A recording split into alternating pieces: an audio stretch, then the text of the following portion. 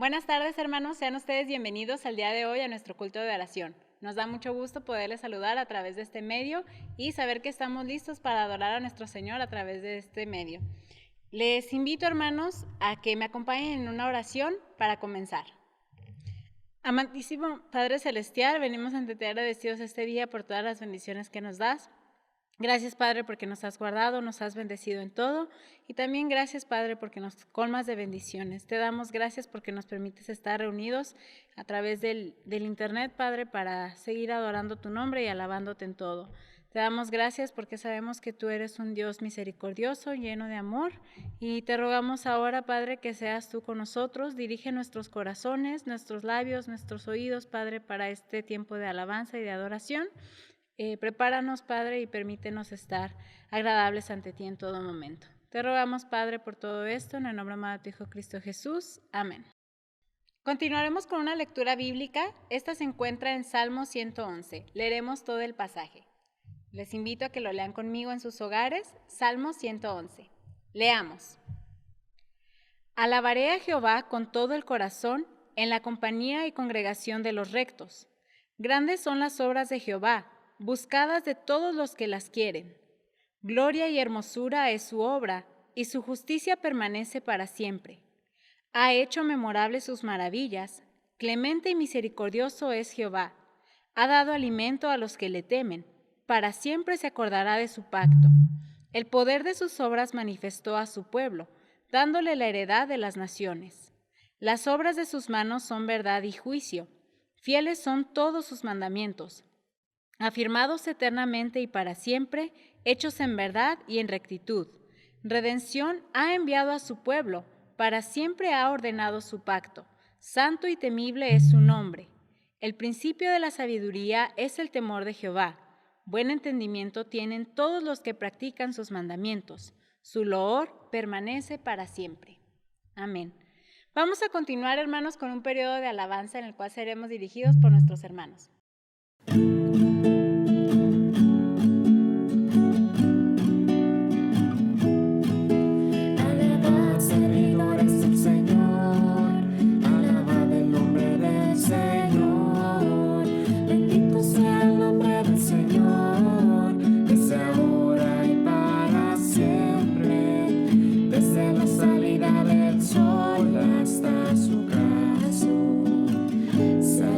Su nombre,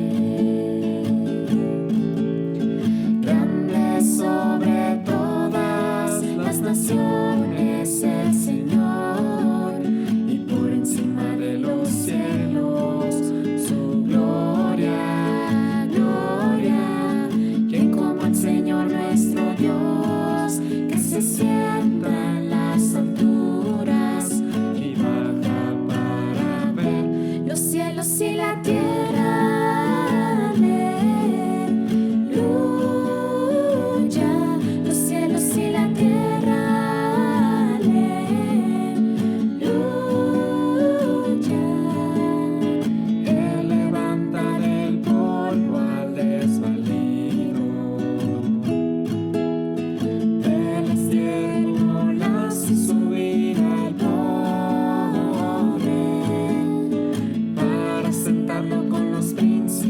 Con los príncipes de su pueblo, él asienta la estéril como madre de hijos jubilosa.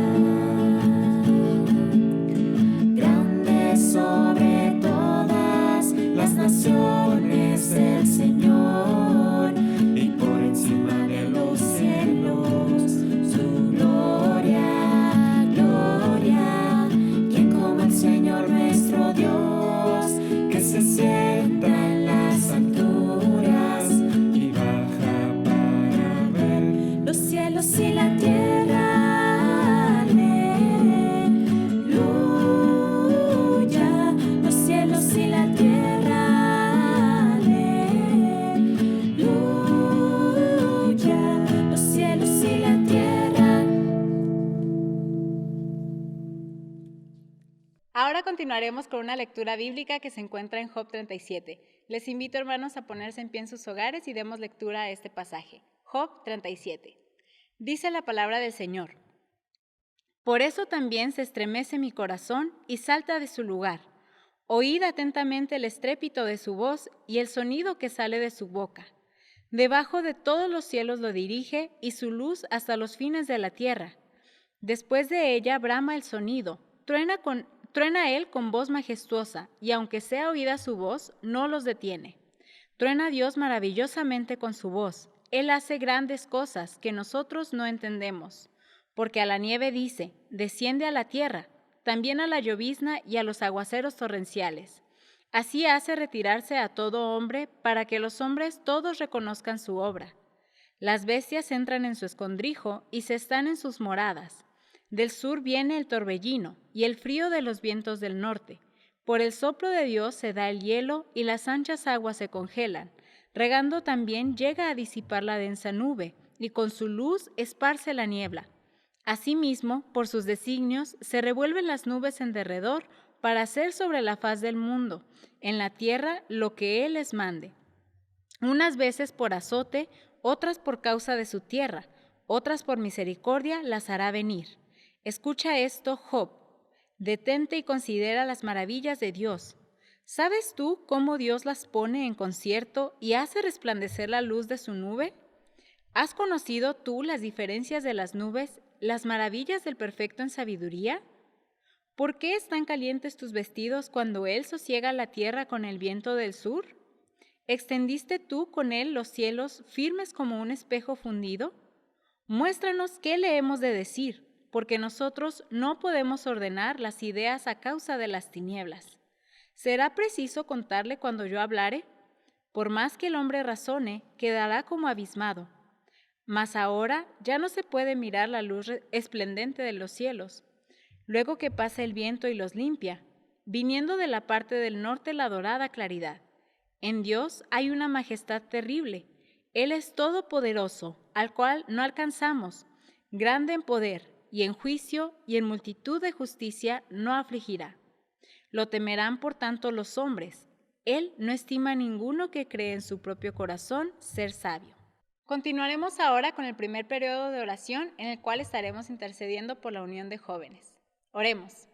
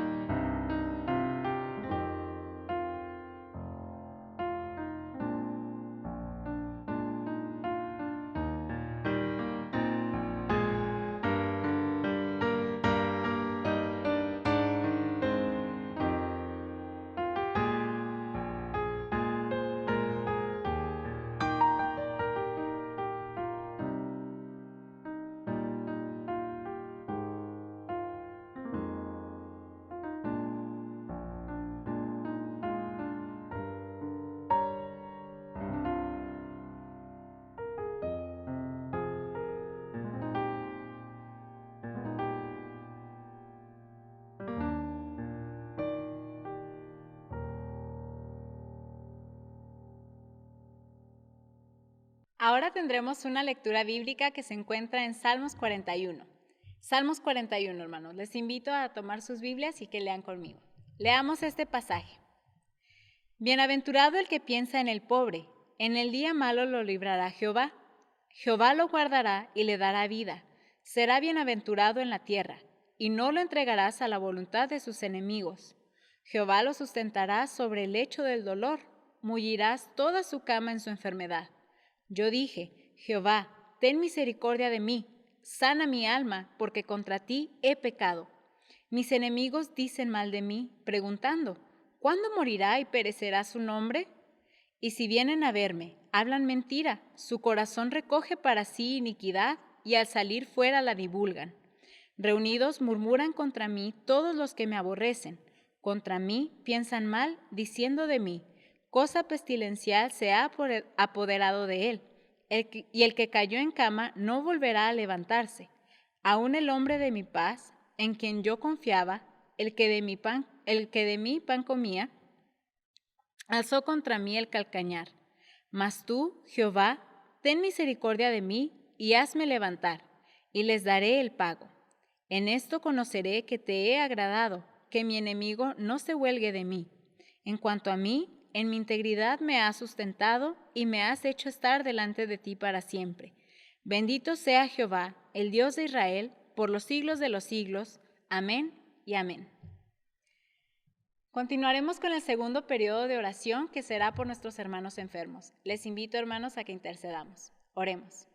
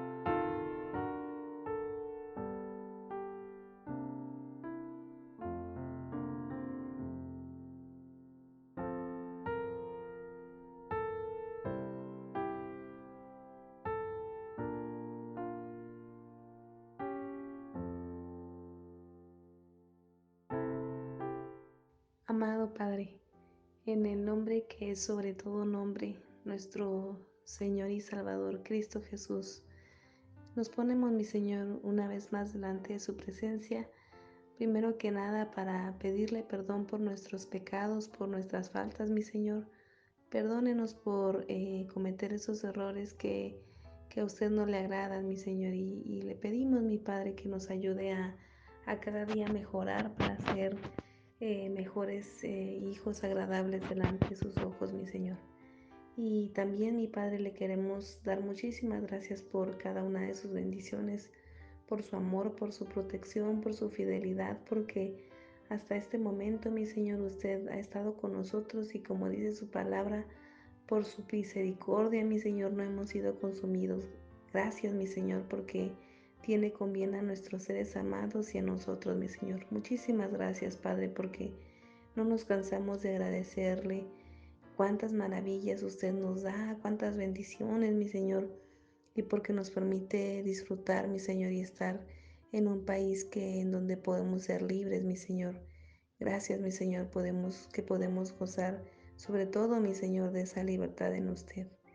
Y ahora, mi Señor, en este momento queremos poner en sus manos, mi Padre, a nuestros hermanos enfermos, mi Señor. Primero que nada, mi Señor, le queremos pedir para que ellos, mi Señor, sientan en todo momento ese amor y esa misericordia, mi Señor, y ese abrazo para ellos, mi Señor, para que a pesar de las circunstancias que padecen de enfermedad, momentos difíciles, mi Señor, pues ellos nunca olviden que usted les ama y que usted está con ellos, mi Señor, y que pues es con un propósito, mi Señor, que usted permite que pasen, mi Señor, por esos momentos, mi Señor, pues no agradables, Padre. Le pedimos que ellos puedan seguir honrándole y alabándole, mi Señor, en esos momentos, aún de angustia, mi Señor.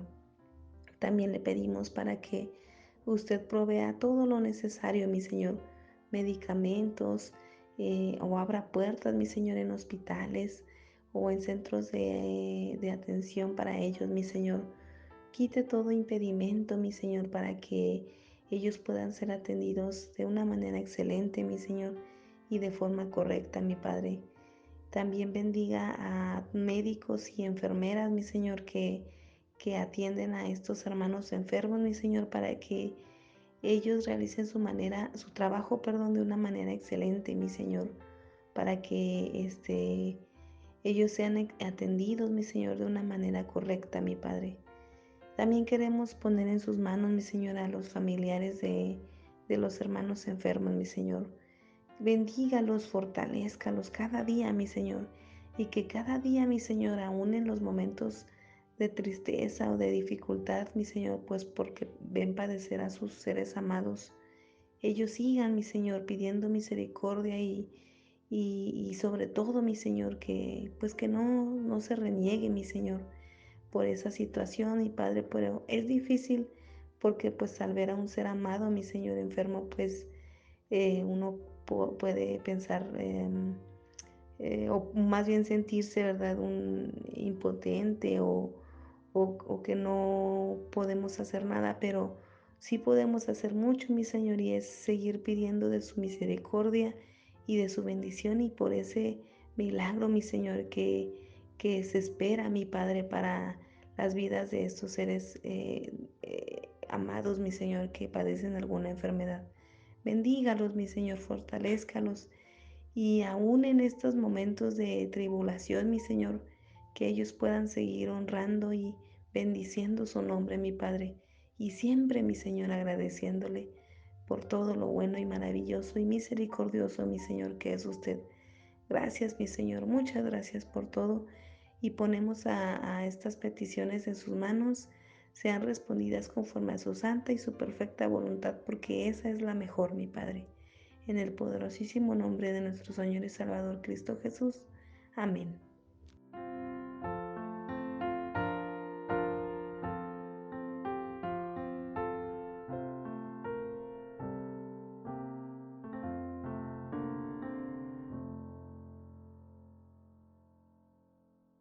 Ahora tendremos la reflexión bíblica que se llama Un lugar de encuentro con Dios. Escuchemos atentamente.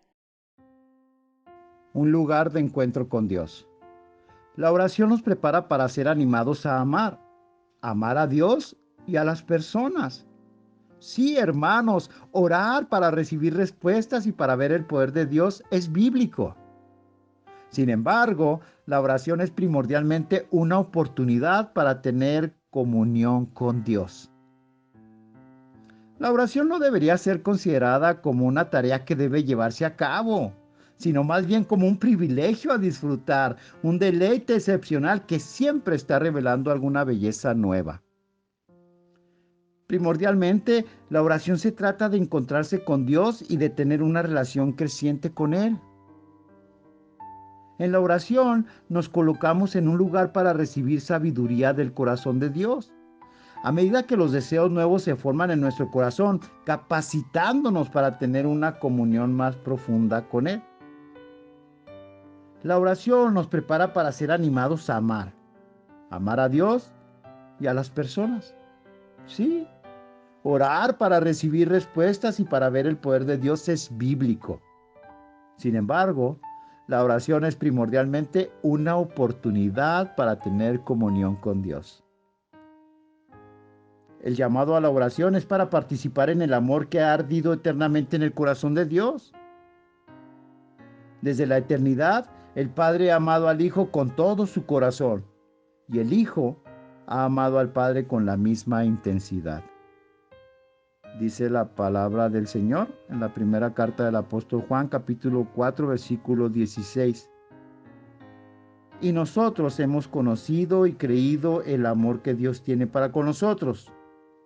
Dios es amor, y el que permanece en amor, permanece en Dios y Dios en él.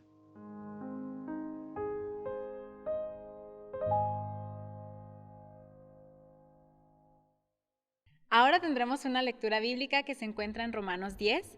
Vamos a leer el pasaje completo. Les invito, hermanos, a que me acompañen en esta lectura y se pongan en pie en sus hogares. Leamos.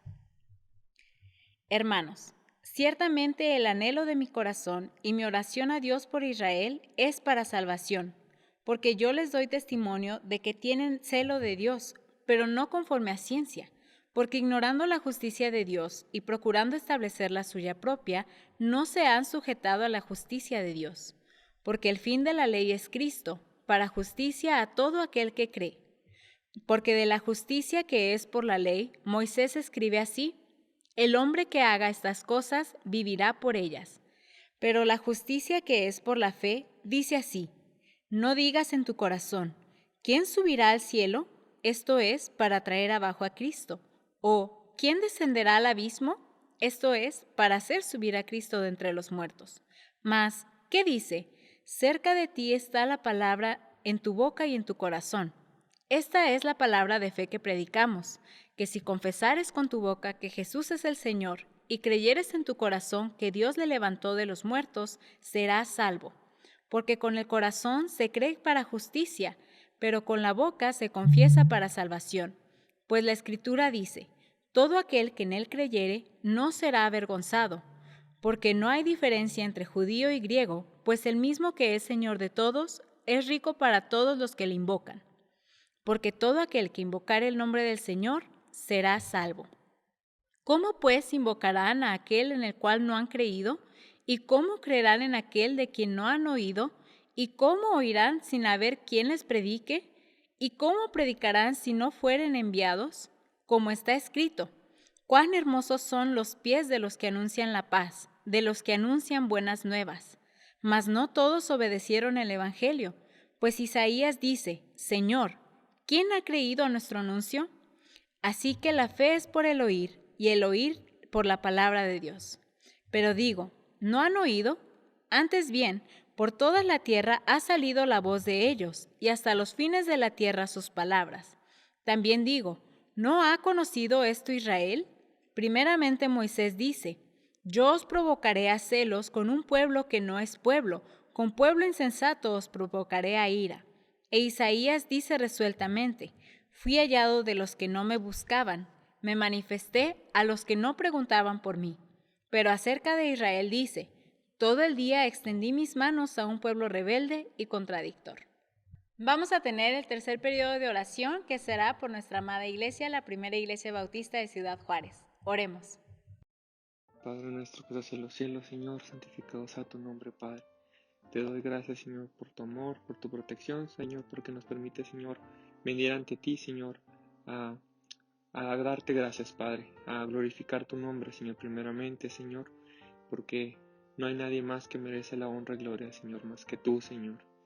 Gracias, Padre, porque en medio de las circunstancias, de las situaciones difíciles, de la enfermedad, Padre, te tenemos, tú eres nuestra esperanza, Padre, y queremos descansar y confiar en ti, Padre, sabiendo que tú haces lo mejor, Padre, y tienes todo, Señor, en tus manos, Padre. En esta tarde, Padre, queremos venir ante ti a suplicarte, Señor, de manera humilde, Padre, y Señor, sabiendo que tú nos escuchas y tú, Señor, obras, Señor, y queremos que, Señor, tú obres conforme a tu voluntad, Señor. Te ruego, Señor, por tu iglesia, Padre, por la Primera Iglesia Bautista de Ciudad Juárez, Padre. Bendice mucho, Señor, a cada familia que conforma, Padre, esta iglesia, Padre. Te ruego, Padre, bendigas mucho sus vidas espirituales, Señor, que, Señor, hay un crecimiento espiritual, Señor, que, Señor, en los hogares, Padre, pueda haber un cultos familiares, Padre, que cada niño, niña, adolescente, Señor, hermano, hermana, Señor, como padre, Señor, o madre, Señor, te ruego que les bendigas mucho y puedan, Señor, juntos, Padre, crecer, Señor. Te ruego, Señor, que tú nos ayudes, Padre, también a que como iglesia, Señor, podamos, Señor, estar firmes, Señor, en tus caminos, Padre. Que no dejemos, Señor, de lado, Padre, la oración, Señor, el tener esa relación contigo, la lectura de tu palabra, Señor. Que podamos, Señor, también recordar, Padre, que tenemos que ser obedientes a ti, Padre. Que en estos tiempos, Señor, son tiempos también de compartir, Señor, las grandes bendiciones y lo que tú hiciste en nuestras vidas, Padre, y lo que sé, Señor, que puedes hacer, Señor, en las vidas de los demás, Señor. Que sigamos trabajando, Padre, como iglesia, Padre, en cada ministerio, Padre, en las actividades que se tienen, Padre, que no nos desanimemos, Señor, ni hay un desánimo en ningún hermano o hermana, Padre, para que puedan seguir trabajando, Padre, por amor a tu obra, Señor. Bendice mucho, Señor, a cada encargado líder, Padre, que esté en los diferentes ministerios, Padre, ayúdale, Señor, para que, Señor, que las familias, Padre, que han dejado de congregarse, Padre, o han dejado, o se han desanimado, Padre, puedan, Señor, volver a ti, Señor, que en estos tiempos, Padre, que podamos, Señor, estar unidos, Padre, y en amor fraternal unos con otros, Padre, que oremos unos por otros, Padre, que acudamos a ti, Señor. Te ruego, Padre, que tú sostengas, Padre, a tus siervos, Padre, que tú nos ayudes, Padre, para que podamos, Señor, estar firmes, Padre, en medio de las pruebas, Padre. Ha habido enfermedad, Padre, ha habido situaciones difíciles, Padre, en muchas de las vidas de mis hermanos y hermanas, pero, Señor, que podamos, Señor, mantenernos, Señor, confiados, Padre, porque, Señor, tú no nos prometiste, Padre, que no iba a haber aflicción, sino, Señor, prometiste que ibas a estar con nosotros, Padre. Y te ruego, Señor, que no nos dejes, Padre. Que sigas estando, Señor, con nosotros y que nosotros, Señor, te busquemos en medio de estas pruebas, Padre. También, Padre, te ruego para que podamos, Señor, como iglesia, Señor, esperar en ti, Padre. Confiar, Padre, y saber, Señor, que tú tienes el tiempo perfecto en que nos podamos reunir, Padre, de una manera completa, Padre, que podamos ver a más hermanos y hermanas, Padre, que no podemos ver en estos tiempos, Padre, por las restricciones que hay, Padre. En tus manos te pongo, Señor, la salud, Padre, de cada miembro, Señor, de cada hermano o hermana, Señor, que conforman esta iglesia, Padre, y en tus manos estamos, Padre, y queremos estar, Señor. A ti la honra y gloria te damos, Padre, en el nombre de tu Hijo amado Cristo Jesús, Señor nuestro. Amén.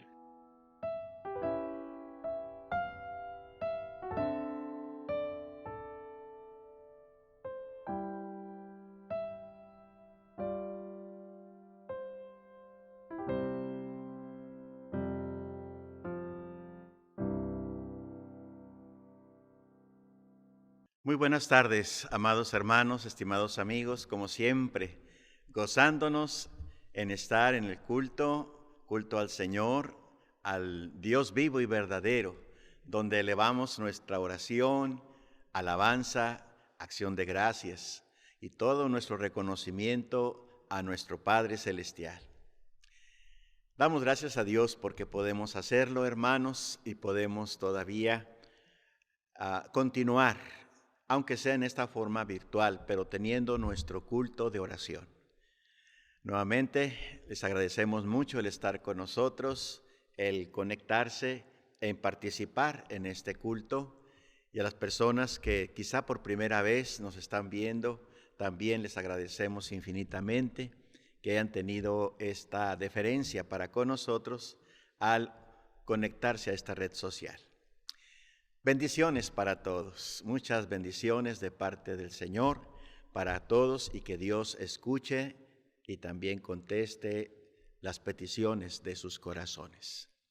La palabra de Dios dice: deleítate a sí mismo en Jehová y Él te concederá las peticiones de tu corazón. Bien, hermanos, dentro del culto de oración llega el momento de la meditación en la palabra de Dios, que pues ustedes saben, estamos considerando el libro de Apocalipsis y vamos en el capítulo 17. En la oportunidad pasada pudimos ver los primeros 3 versículos y ahora vamos a ver otros 4, que va a ser a partir del verso 4, 5, 6 y 7, nada más. Y vamos a continuar con el mismo tema, hermanos, amigos, Babilonia, la iglesia falsa, solo que ahora será parte 2, ¿sí? Y nos va a faltar una parte 3. Pero mientras tanto, veamos ahora esta segunda parte de este tema, Babilonia, la iglesia falsa. Y como dije, es Apocalipsis capítulo 17, los versos del 4 al 7. Voy a permitirme leer la palabra de Dios y les ruego, si pueden hacerlo, acompañarme en la lectura. Comenzaré en el verso 4 y dice: y la mujer estaba vestida de púrpura y escarlata, y adornada de oro, de piedras preciosas y de perlas. Y tenía en la mano un cáliz de oro lleno de abominaciones y de la inmundicia de su fornicación. Y en su frente un nombre escrito, un misterio: Babilonia, la grande, la madre de las rameras y de las abominaciones de la tierra. Vi a la mujer ebria de la sangre de los santos y de la sangre de los mártires de Jesús.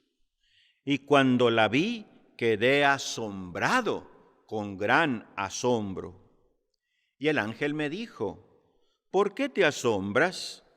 Yo te diré el misterio de la mujer y de la bestia que la trae, la cual tiene las 7 cabezas y los 10 cuernos. Ahí, hermanos, nos detenemos en la lectura de la palabra de Dios y vamos ahora a implorar la bendición de nuestro Dios. Oremos. Padre, humildemente, Señor, nos acercamos al trono de tu gracia para honrar y glorificar tu santísimo nombre, para agradecer tus bendiciones y este momento que nos permites para meditar en tu palabra. Gracias, Señor. Ahora, Padre, queremos poner en tus manos estos momentos que siguen, para que sea tu Espíritu Santo quien nos dirija, Él sea quien nos guíe y podamos tener, Señor, mucha bendición al comprender estos pasajes y deleitarnos en tu verdad, en tu justicia, en tu grande e infinito poder. Ayúdanos, Señor, para mantenernos firmes en nuestra fe, para que no claudiquemos entre una y otra cosa, sino que estemos firmes en el camino, en la doctrina que hemos recibido desde un principio. Pedimos pues tu bendición, Señor. Ayúdanos. Todo esto lo pedimos con acción de gracias en el santísimo nombre de Cristo, nuestro Señor y Salvador. Amén. Amén. Bien, hermanos, Babilonia, la iglesia falsa, parte 2. La iglesia falsa es abominable a los ojos de Dios. Continuamos, amados hermanos, en nuestro estudio acerca de la iglesia falsa que pretende, por eso decimos que es falsa, porque pretende ser la esposa del Cordero. Como hemos visto, es revelada en este capítulo 17 de Apocalipsis bajo la figura de una mujer, cuyas características y todo lo que se nos revela aquí apunta hacia la Iglesia Católica Romana. En los primeros 3 versículos de este capítulo 17, ya consideramos que esta iglesia es una iglesia impostora. ¿Por qué? Porque quiere usurpar el lugar de la iglesia de Cristo. También vimos que es una iglesia influyente. ¿Por qué? Porque tiene poder sobre los reyes de la tierra y sobre todas las naciones. También vimos que es una iglesia inmoral. ¿Por qué?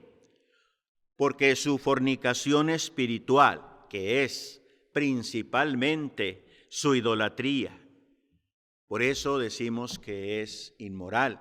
A eso le llama el Señor fornicación. Y se entiende fornicación espiritual. Y finalmente vimos que es una iglesia imperialista. ¿Por qué? Porque domina a la bestia, al anticristo. Y con él, al dominarlo, tendrá poder sobre todos los imperios y sobre todos los reinos de la tierra. Así de grande se va a elevar esta iglesia falsa. Sí, crecerá y crecerá y crecerá. Bueno, hermanos, ahora veamos más características de esta iglesia falsa que nos revela este mismo capítulo en la palabra de Dios.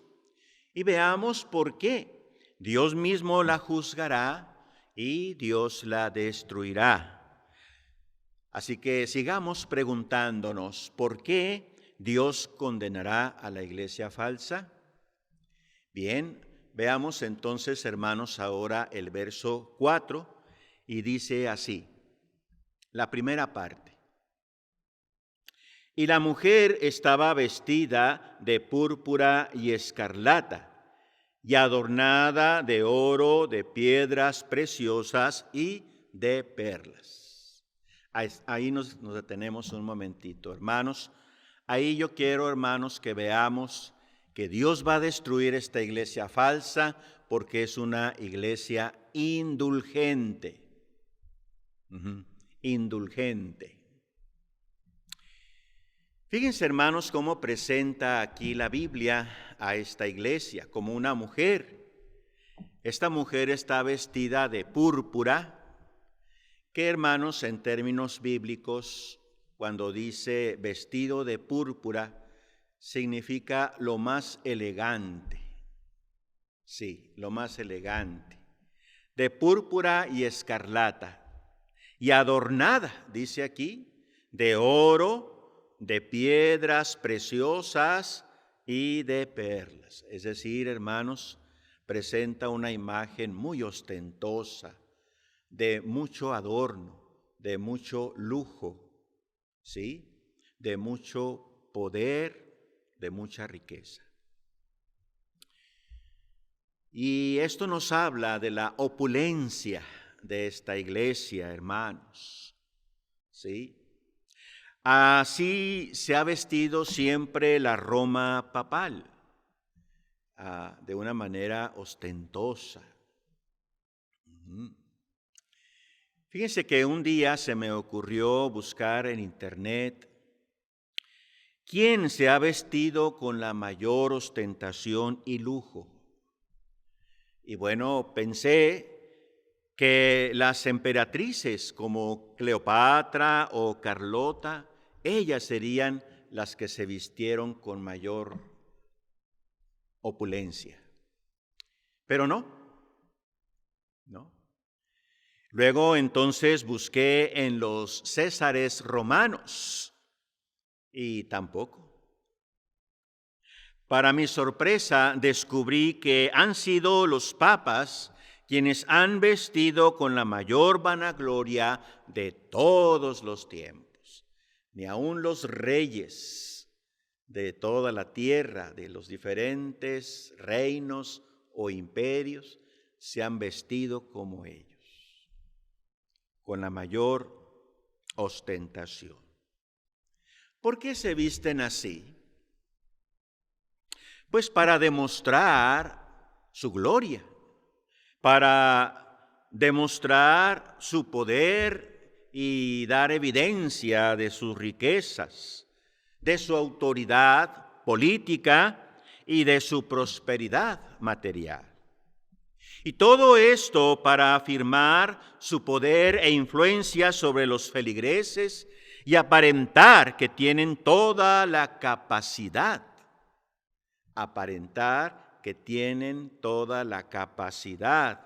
Para perdonar todos los pecados. Por eso decimos que es una iglesia indulgente. Según el diccionario de la Real Academia Española, indulgente significa inclinada a disimular los yerros y a conceder gracia y perdón. Indulgente. Y esto es lo que hace y ha hecho siempre la Iglesia romana. Y no solo cuando se establecieron las famosas indulgencias que tanto menospreció y aborreció y condenó Martín Lutero, sino aún en la actualidad, amados hermanos y amigos, cuando las personas acuden a un sacerdote para la confesión que llamamos auricular, o sea, al oído de un sacerdote humano, y entonces éste le absuelve de todos sus pecados.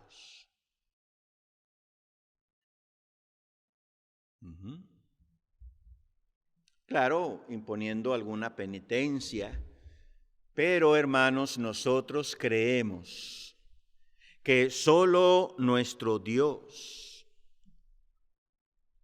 puede perdonar pecados. Y de hecho, hermanos, antes del perdón, la confesión. Nosotros creemos que la confesión de pecados debe ser sola y directamente con Dios, con el Padre Celestial. Sí, debe ser al oído, pero no de un sacerdote humano, sino al oído del Dios vivo y verdadero. Permítanme compartirles solo las citas bíblicas de algunas de ellas que hablan esta verdad. Nehemías 1, del 4 al 9. Daniel 9, del 4 al 19. El Salmo 32, 5. El Salmo 51, 12. Mateo 6, 12. Son algunas citas que nos hablan que debemos de confesar nuestros pecados a oídos, pero de Dios, en una confesión directa, por supuesto, honesta, sincera, de verdad, de corazón, con el Señor. Y entonces creemos que Él nos perdonará, porque creemos, hermanos, que solo Dios puede perdonar todo pecado. Algunas citas que dicen esta verdad son el Salmo 32, 1 y 2, el Salmo 51, 17, Marcos 2, del 5 al 7, Hechos 8, 22 y Primera de Juan 1, 9. Que dice que si confesamos nuestros pecados, Él es fiel y justo para perdonar nuestros pecados y limpiarnos, lavarnos de toda maldad. Primera de Juan 1:9.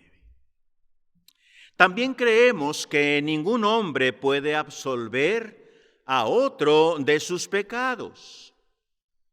Aunque nos digan que los apóstoles fueron comisionados y cuando el Señor les dice, a los que remitieres los pecados les serán remitidos.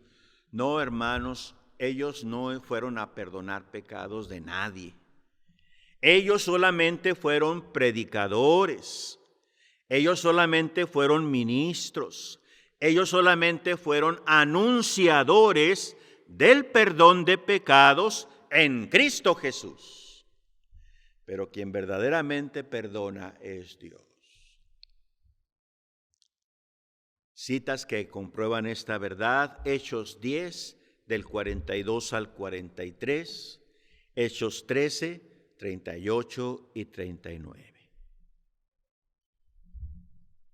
Sin embargo, la Iglesia Católica ostenta esta virtud de perdonar pecados a través de su sacerdotalismo. Pero la verdad es que por dentro, aunque diga que puede perdonar, por dentro está llena de podredumbre y de huesos de muertos, como dice el Evangelio. Bien, entonces, la primera parte de este versículo 4 nos presenta a una mujer con mucha ostentación, ¿sí? Pero veamos la segunda parte del texto. Estamos en el verso 4, hermanos. Y dice la palabra del Señor: y tenía en la mano un cáliz de oro lleno de abominaciones y de la inmundicia de su fornicación. No es de dudarse que esas abominaciones y esa inmundicia de su fornicación se refieren a esa mezcolanza de religión, idolatría, símbolos, ritos paganos, cátedra pontificia, tribuna sociopolítica, evangelio social y filosofía humanista.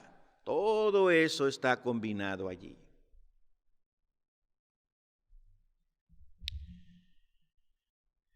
Y todo eso, definitivamente, hermanos, amigos, va en contra de la palabra de Dios y de su palabra.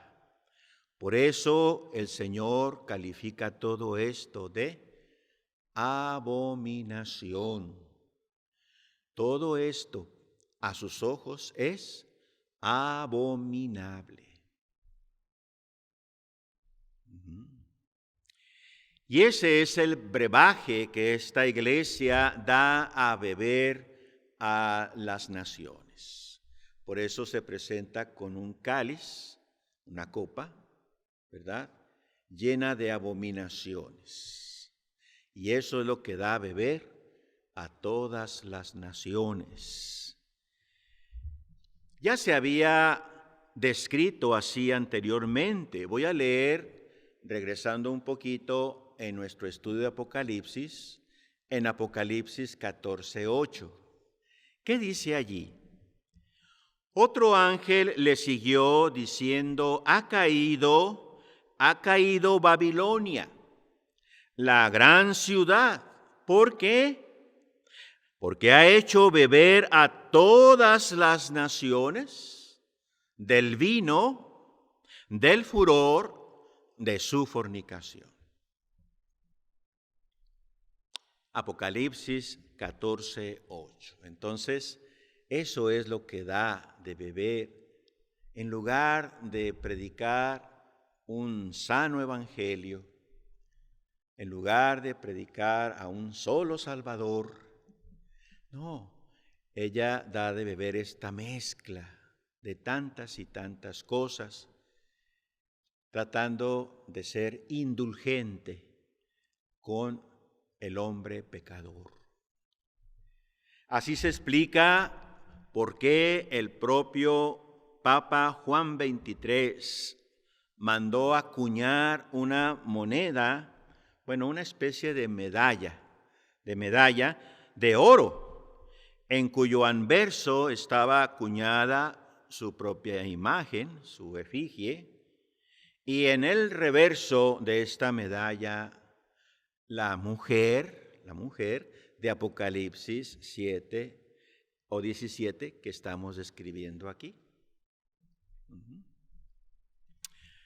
Así exactamente como la describe aquí el pasaje. Sí, la iglesia falsa con su indulgencia corrompe, engaña a toda la gente con las indulgencias. Por eso Dios destruirá esta iglesia falsa. Bien, vayamos más adelante, hermanos, y ahora abordemos el verso 5 en nuestro estudio. Apocalipsis 17:5, y dice, y en su frente un nombre escrito, un misterio, Babilonia la grande, la madre de las rameras y de las abominaciones de la tierra. Aquí, hermanos, quiero invitarles a ver que Dios va a destruir esta iglesia falsa porque es una iglesia infecciosa.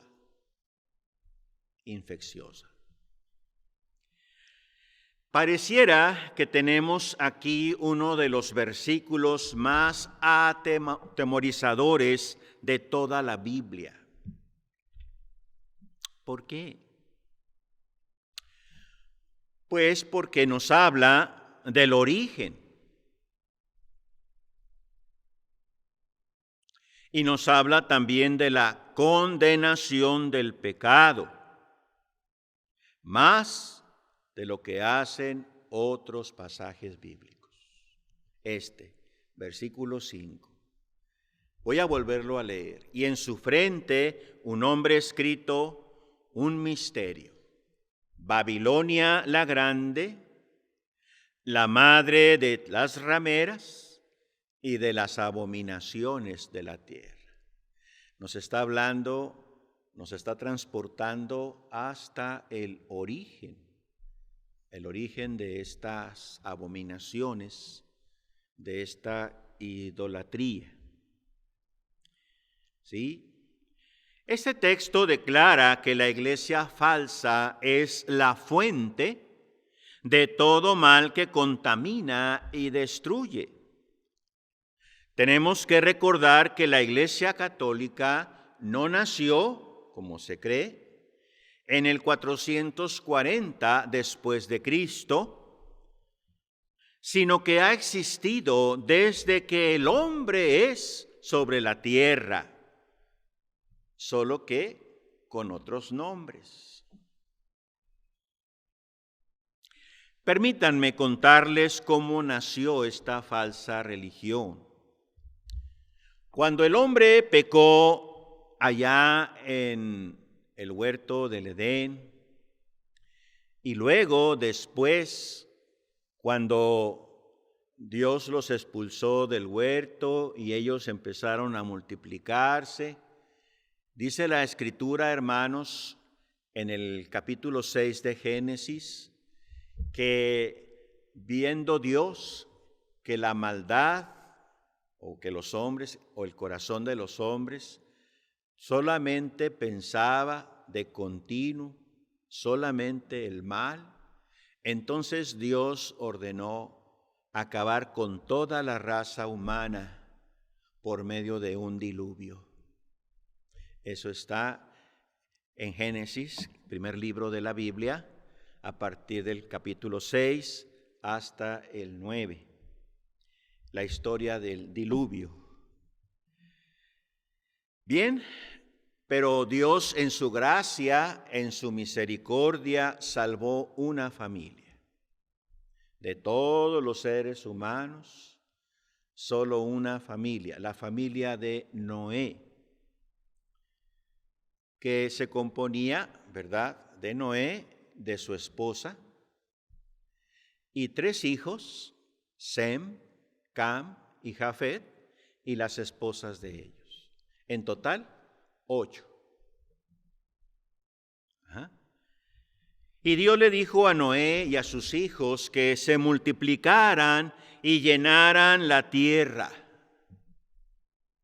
Pero en vez de eso, los descendientes de Noé se quedaron en un lugar llamado Sinar. Esa parte de la tierra, hermanos, equivale a Babilonia. Sinar es Babilonia.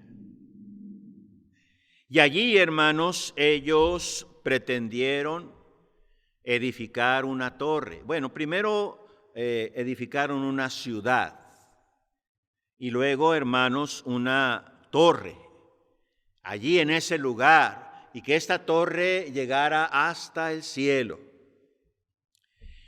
Dice la Escritura que Dios confundió sus lenguas para que no continuaran con ese plan descabellado. Y así fueron desparramados, ahora sí, desparramados por toda la tierra. Y uno de los líderes de ese plan, de ese proyecto de la torre, se llamaba Nimrod.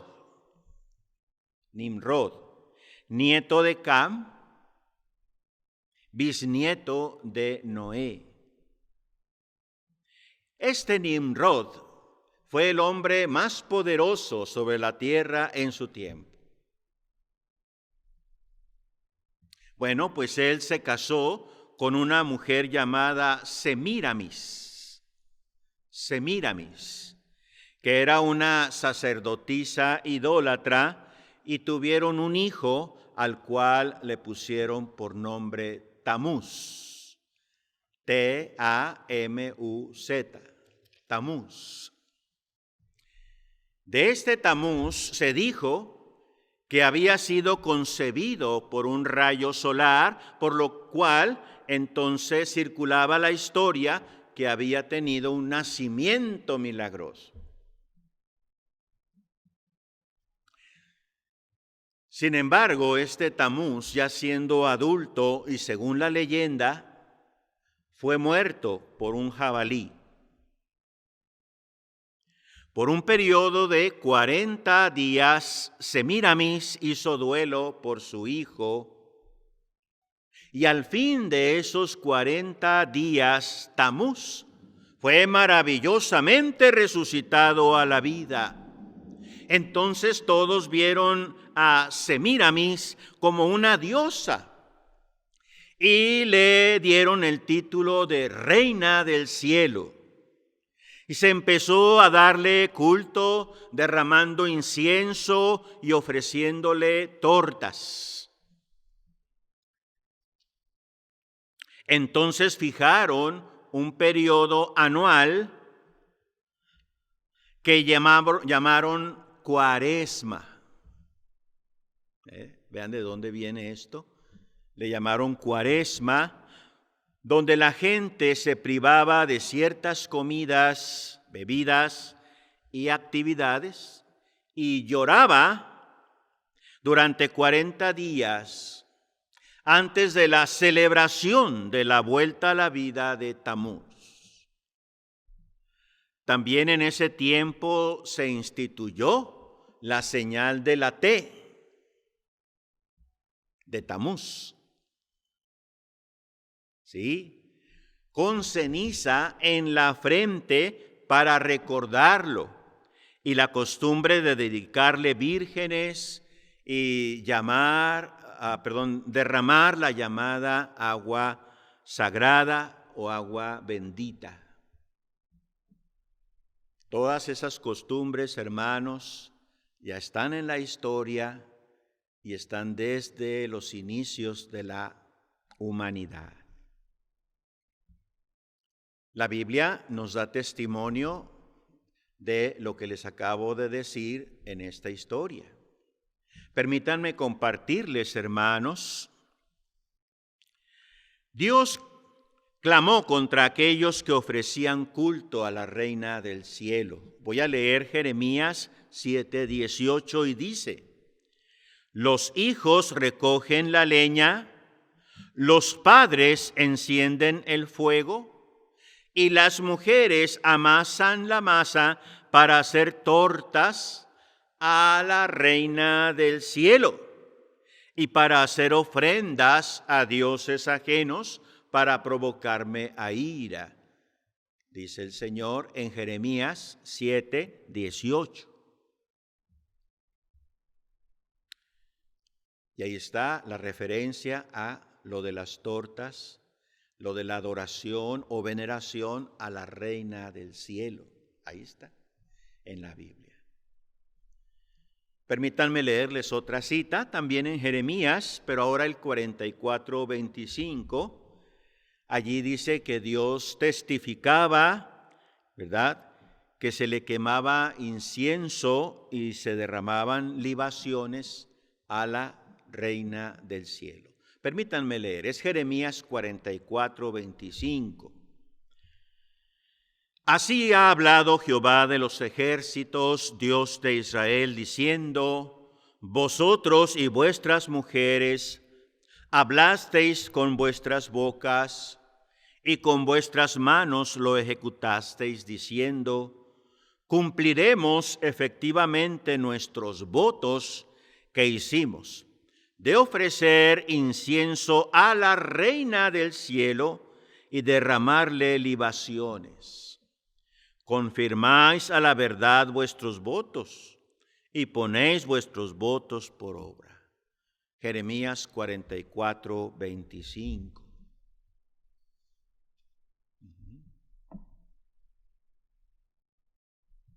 Bueno, esto, hermanos, ahí está en la Biblia.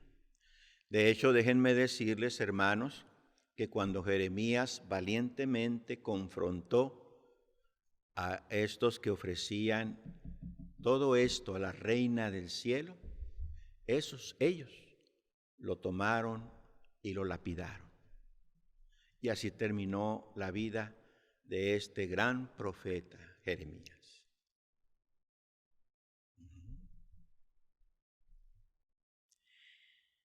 En cuanto a Tamuz, el hijo de Semiramis y Nimrod, la imagen, le llama a Dios a esta imagen, porque se hizo una imagen de él, provoca a celos.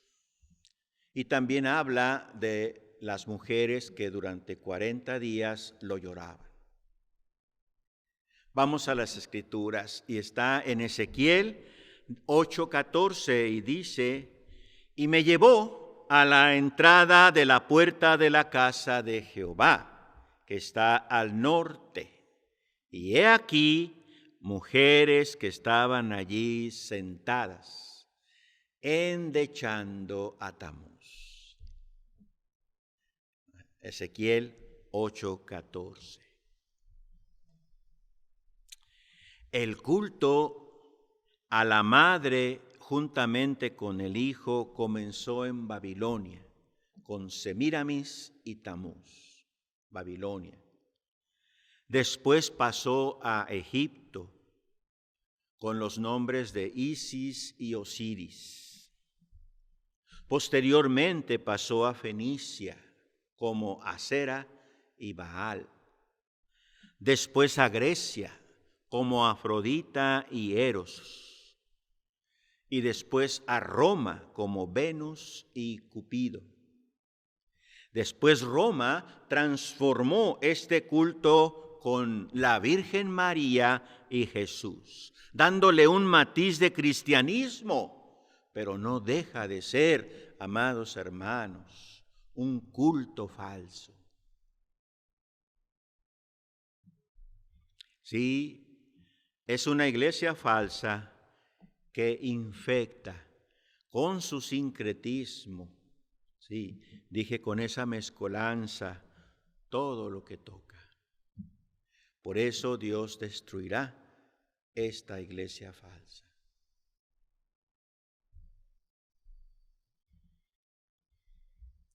Bueno, hermanos, entonces una iglesia indulgente, una iglesia infecciosa, pero veamos, hermanos, una tercera cosa ahora abordando el verso 6. Vamos a Apocalipsis 17:6.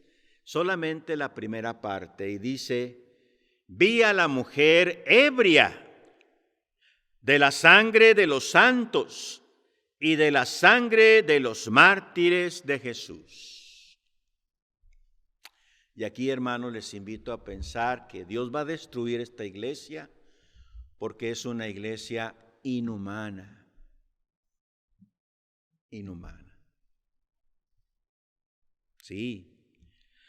Lo cierto es que la Iglesia Católica ha sido insensible al dolor y al sufrimiento de los demás. Tenemos, por ejemplo, la Santa Inquisición, que se constituyó en 1231 con los estatutos Excommunicamus del Papa Gregorio IX. Excommunicamus del Papa Gregorio IX. En 1252, el Papa Inocencio IV, bajo la influencia del renacimiento del derecho romano, autorizó la práctica de la tortura para extraer la verdad a los sospechosos. ¿Sospechosos de qué? Pues de cometer herejías. Así que torturaban a la gente. Aunque se decía que la pena más severa que los inquisidores podían imponer era solo de la prisión perpetua. Sin embargo, al entregar los inquisidores a un reo a las autoridades civiles, equivalía a solicitar la pena de muerte, la ejecución inminente de esa persona. Así que fueron millones, sí, hermanos, amigos, millones las víctimas de este santo oficio. Este sistema y el apoyo político permitieron a Tomás de Torquemada, el primero y más notable gran inquisidor, ejecutar por miles, solo él, a supuestos herejes. Bueno, la Santa Inquisición. Y luego vinieron las famosas cruzadas, y una de ellas, la cruzada albigense. Esta la envió el Papa Inocencio III y duró 20 años, de 1209 a 1229, y reprimió a los seguidores de este movimiento de una forma brutal. Al decir movimiento me refiero a los albigenses. Déjenme decirles, hermanos, que hubo muchos grupos que fueron disidentes de la Iglesia Católica Romana. ¿Sí? Entre esos grupos que salieron, porque querían conservar la pureza del Evangelio, estaban los albigenses, ¿sí?, de una zona de Francia. Entonces, hermanos, ellos fueron perseguidos brutalmente por la Iglesia Católica Romana y, como dije, por el Papa Inocencio III. Sí. Estaban los albigenses en el sur de Francia. Solo pequeños grupos de albigenses sobrevivieron en zonas muy desoladas, muy apartadas, aunque luego fueron perseguidos por la Santa Inquisición, que ya mencionamos, hasta los finales del siglo XIV.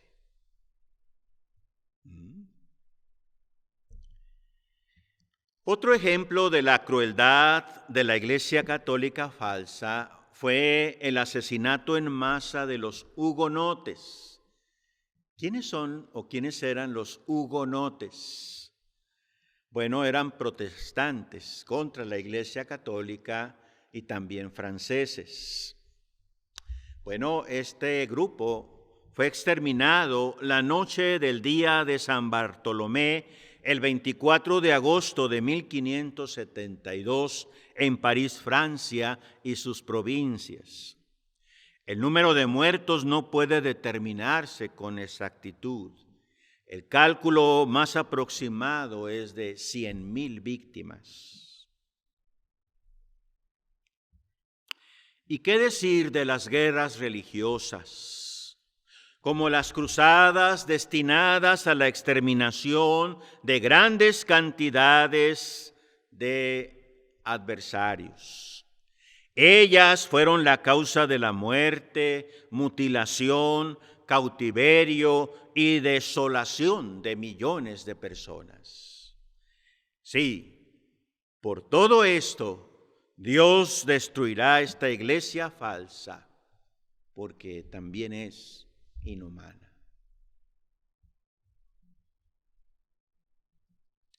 Y ya se verá, hermanos, más todavía al final de los tiempos, más su crueldad, su ferocidad. Así está profetizado, así está escrito. Terminemos, hermanos, con nuestra meditación de hoy y arribemos a la segunda parte del verso 6 y el verso 7. Dice la palabra del Señor: y cuando la vi, quedé asombrado con gran asombro. Y el ángel me dijo: ¿por qué te asombras? Yo te diré el misterio de la mujer y de la bestia que la trae, la cual tiene las 7 cabezas y los 10 cuernos.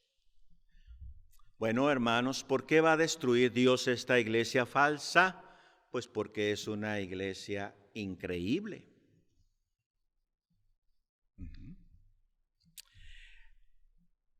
Al apóstol Juan le parecía increíble que una religión tuviese tanto poder, tanto campo o radio de acción y crueldad, tanta crueldad en el mundo para llevar a cabo sus perversos designios.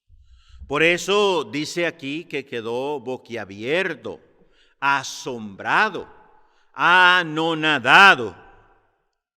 Juan ya había sido testigo de la feroz persecución contra los cristianos desatada por Nerón en el año 64 y también por el emperador Domiciano, de la cual persecución el mismo Juan fue víctima. Estaba desterrado por orden de Domiciano. Sin embargo, al contemplar la visión de la iglesia falsa, se queda aterrorizado. ¿Por qué? Tal vez porque bajo la revelación divina estaba viendo el futuro de una institución eclesiástica que bajo el pretexto de pureza doctrinal y de ecumenismo o de unidad religiosa, había de perseguir a muerte a los verdaderos creyentes en Dios y obedientes a su palabra.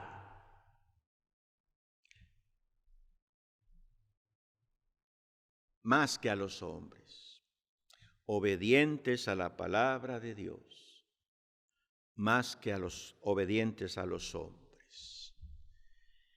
Y aun cuando estos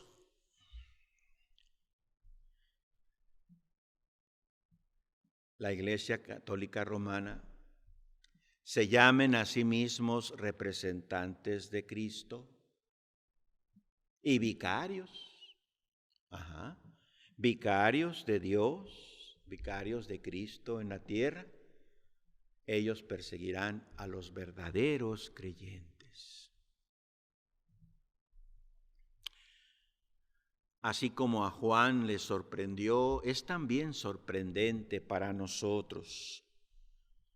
Pero estamos viviendo esta realidad. Por esto es sabio que usted se ponga al lado de la verdadera Iglesia de Cristo. Y no estoy hablando de una denominación como la bautista. Nosotros somos bautistas. No, estoy hablando de la verdadera Iglesia de Cristo, quienes la forman, los que sinceramente han abierto las puertas de su corazón a Cristo y han venido a sus pies arrepentidos, verdaderamente arrepentidos de todos sus pecados. Ellos son los que forman la verdadera Iglesia de Cristo. Es importante que usted se ponga del lado de la verdadera Iglesia de Cristo.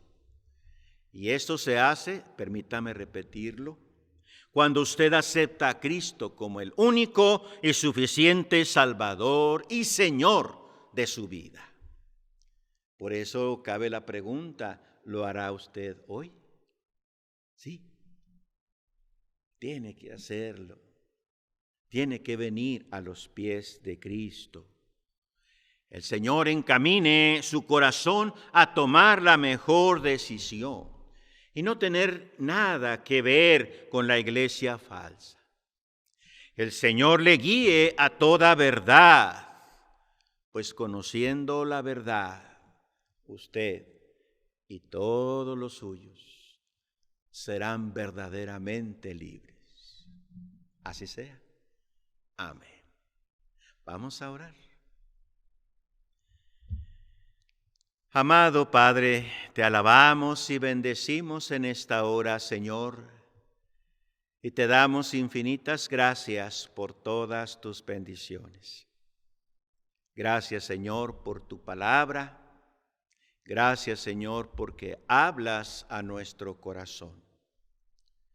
Ahora, bendito Padre, pedimos tu ayuda y bendición, que tu poder se manifieste, Señor, y que todas las personas que ven y escuchan este mensaje tengan a bien venir a los pies de Cristo.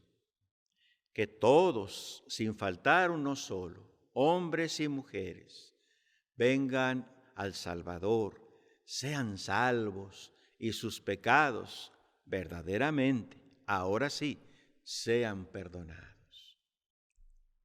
Te rogamos, pues, Señor, tu bendición. Haz el llamamiento santo. Atrae a las personas hacia ti. Inclina el alma hacia ti. Convence el corazón, el alma, el espíritu de las personas hacia ti, Señor. Así sea. Mientras tanto, Padre, nosotros seguimos pidiendo tu bendición, clamando a ti, Dios vivo y verdadero, que tú nos bendigas y nos permitas permanecer firmes y fieles a tu palabra, a tu evangelio, a nuestro amado y poderoso Señor Jesucristo. Pedimos tu bendición, Señor. Y Padre, continuaremos orando que nos libres de esta pandemia, pronto podamos, Señor, ser libres totalmente de este virus, de cualquier riesgo y peligro de contaminación o contagio, de enfermedad, de muerte. Pedimos tu bendición, Señor. Elevamos nuestro corazón al Dios vivo y todopoderoso. Él nos escuchará y nos contestará conforme a su propósito y conforme a su perfecta voluntad. Te damos pues a ti, Señor, y solamente a ti, toda la honra y toda la gloria. En el santísimo nombre de Cristo, nuestro Señor y Salvador. Amén. Amén. Como siempre, deseándole toda clase de bendiciones de parte de nuestro Dios, para usted, para su apreciable familia, para todos sus seres queridos. Deseando pues el Señor derrame toda clase de bendición, espiritual, moral, física y también material. Muchísimas gracias.